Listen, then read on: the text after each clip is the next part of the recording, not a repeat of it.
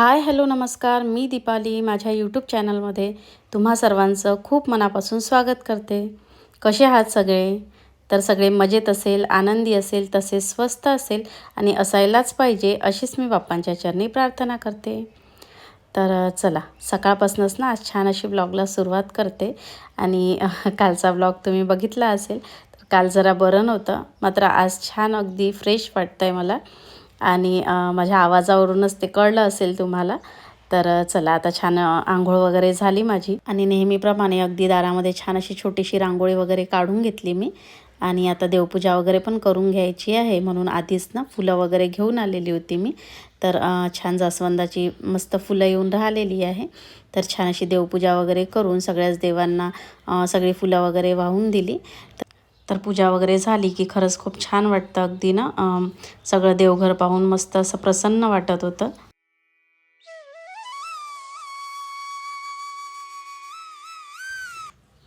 आणि त्यानंतर ना जे पोर्चमधले सगळे हँग केलेले झाडं आहेत ना, ते सगळे थोडेसे बघून घ्यायचे होते मला आज, म्हणून मग सक्षमला ना ते मी काढून मागितले। कारण वर असल्यामुळे ते आतमधून कसे आहे काय आहे काहीच कळत नाही। कारण आतमध्ये असं असतं त्या मातीमध्ये की आपण रोज पाणी टाकतो, तर ते जर एकाच बाजूने आपण रोज टाकलं तर एका बाजूने तो सगळा गड्डा पडतो त्या मातीमध्ये आणि त्या भागातली जी काही रोपं असतात किंवा ज्या आपण कटिंग्स लावलेल्या असतात, तर त्याच्या ना मुळा अशा वर येऊन जातात, कारण ते माती तिथली निघून जात असते। म्हणून मला ते आज झाडं सगळी ना बघून घ्यायची होती थोडी, म्हणून मग सक्षमला जरा मी म्हटलं की ते झाडं मला काढून दाखव, म्हणून ते आधी बघितलं तर एक झाड व्यवस्थित होतं अगदी पाहिलं मी आतमधून तर। आणि या झाडाची जरा ना पानं थोडी काही पिवळी पडलेली होती, म्हणून तीच सक्षमला मग मी काढायला लावली आणि थोडं झाडाला पाणी पण टाकायचं होतं, तर तेही त्याला टाकायला लावलं। आणि हे झाड बघा, तर याच्यामध्ये ना भरपूर असा कचरा झालेला होता आणि काही थोडंसं वाळल्यासारखंही झालेलं आहे हे झाड। तर बऱ्याच दिवसापासून काढायचं होतं, मात्र ते वर असल्यामुळे काही त्याच्याकडे ना लक्षच द्यायला मिळत नव्हतं।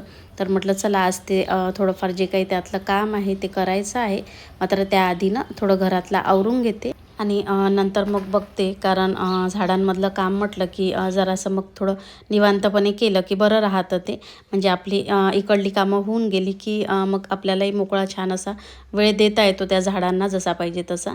तर चला, देवपूजा वगैरे झाली होती माझी आणि त्यानंतर मग आता स्वयंपाक करायचा होता, म्हणून ना आधी पीठ मळायला घेतलं मी। कारण पीठ जरा आधी थोडं मळून ठेवलं की छान ते मुरतं आणि पोळ्याही छान मऊसूद होतात आणि छान फुगतात पोळ्या।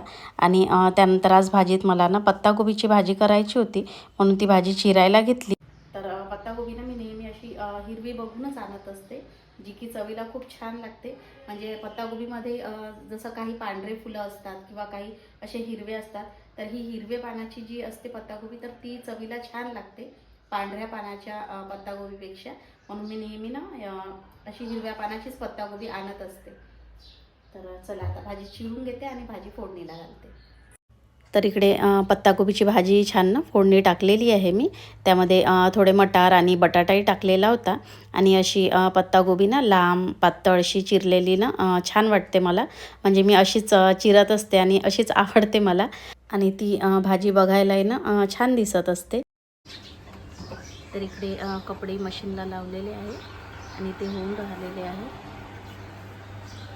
आणि इकडे बघा ही तुळस ना वाळल्यासारखी झालेली आहे, त्याच्यामुळे मी इकडे काढून ठेवलेली आहे आणि हे सगळं माती आता खोरून व्यवस्थित मला त्याच्यातनं ही तुळस लावून घ्यायची आहे। ही तुळस आणलेली आहे, ही तुळस ना लावून घेणार मी याच्यामध्ये।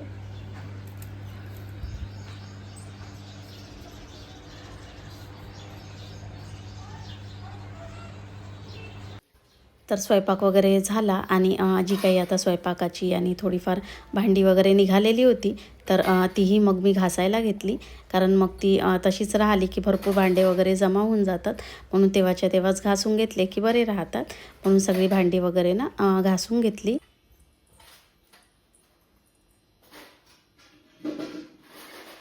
मधलं सगळं आवरून झालं माझं आणि आता जे काही मला झाडांमधलं थोडंफार काम करायचं आहे ते सगळं आता करते।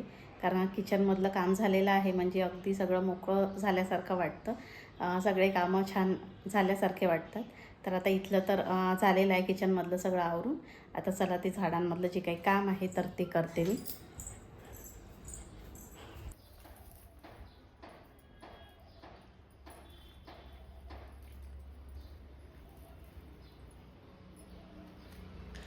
तर बऱ्याच दिवसापासून ना हे झाड काढून यातलं सगळा कचरा वगैरे काढायचा होता.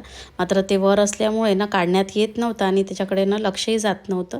तर आज ते सगळं ना काढून घेतलं आणि सगळा त्यातला जो काही कचरा होता तोही सगळा मी काढून घेतला.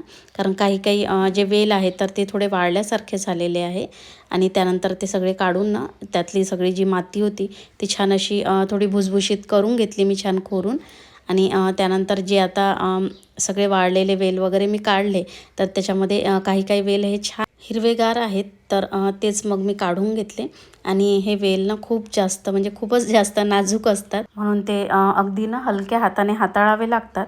तर तेच मग मी सगळे जे काही हिरवेगार थोडेफार वेल होते त्यातले तर ते काढून घेतले आणि जे सगळे वाळलेले वेल होते ते बाजूला केले आणि अगदी थोड्या थोड्या अंतरावरनं ते सगळे मी लावून घेणार आणि मग ते होतील काही दिवसानंतर छान ग्रो. आणि जेव्हा ते वाढतात ना तर खूप छान दिसतो तो वेल आणि हिरवागार जेव्हा असतो ना तेव्हा तर खूपच छान वाटतो. या दिवसाचे जरा त्याचा रंग बदलतो, थोडे काळपट येतात ते पानं त्याचे सगळे. मात्र काही दिवसानंतर मग छान ना जेव्हा ते हिरवेगार येतात ना तेव्हा खूप छान दिसतात ते. आणि हा वेल ना मी नर्सरीतूनच आणलेला होता. आणि झाडांमध्ये कुठलंही काम करायला बसलं की वेळ कसा जातो काही कळतच नाही. आणि ते जर आपल्या आवडीचं काम असेल तर ते अगदी मन लावून काम होत असतं आणि एखादं काम आपण जर खरंच मनापासून केलं तर ते नक्कीच चांगलंच होत असतं. आणि जे खरंच ना निसर्गप्रेमी असतात, झाडांची आवड असते त्यांना, तर ही गोष्ट ते चांगल्याने समजून घेऊ शकतात. आणि निसर्गात रमण्यासारखा आनंद ना हा खरंच कुठल्याच गोष्टीत नसतो.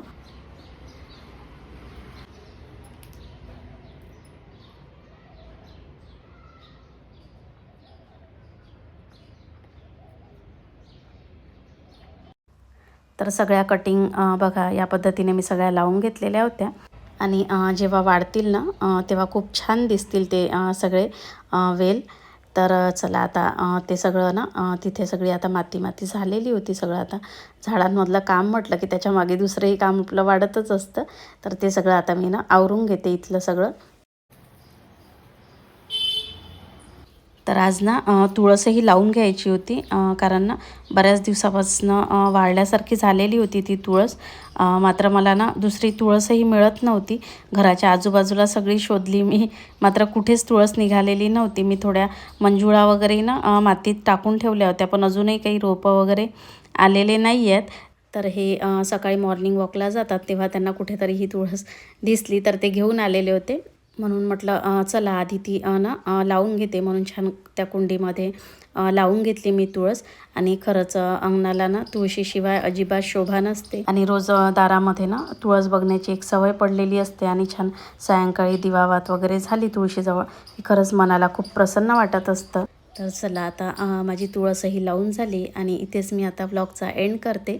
तर आजचा ब्लॉग तुम्हाला कसा वाटला नक्की कमेंटमध्ये सांगा. आवडला असल्यास जरूर लाईक करा. चॅनलवरती नवीन असाल तर सबस्क्राईब करून घ्या. तर भेटूया अशाच एका छानशा ब्लॉगमध्ये. तोपर्यंत बाय बाय.